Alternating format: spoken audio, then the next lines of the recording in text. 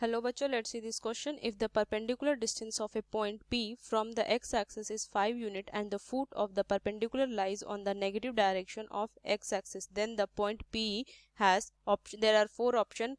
A is x coordinate is equal to -5, B is y coordinate is equal to 5 only, C y coordinate is equal to -5 only and y coordinate is equal to 5 or -5. Let's solve this question. तो इस question में सबसे पहले अगर हम यहाँ से की कंसेप्ट अगर अप्लाई करें तो की कंसेप्ट क्या होगा कि हमें यहाँ से नॉलेज होना चाहिए किस चीज़ की।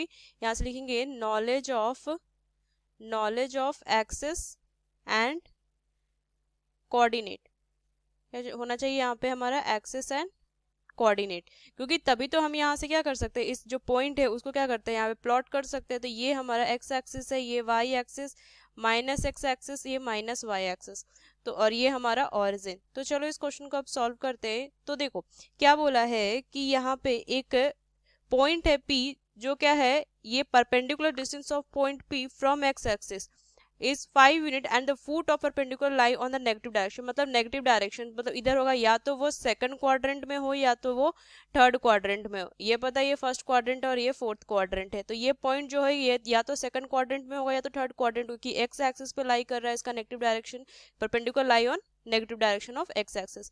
तो ये देखो अगर हम यहाँ से कोई पॉइंट P है, मान लो यहाँ से कोई पॉइंट P है, इसके डायरेक्शन हम लिख देते हैं यहाँ से, मतलब ये जो मेजरमेंट लिख देते हैं 1 2 3 4 एंड 5, और यहाँ से ये -1 -2 -3 -4 एंड -5 ये लिख दिए। अब ये कोई पॉइंट है इस तरीके से, अब इसको हम यहाँ पे डिनोट करते हैं।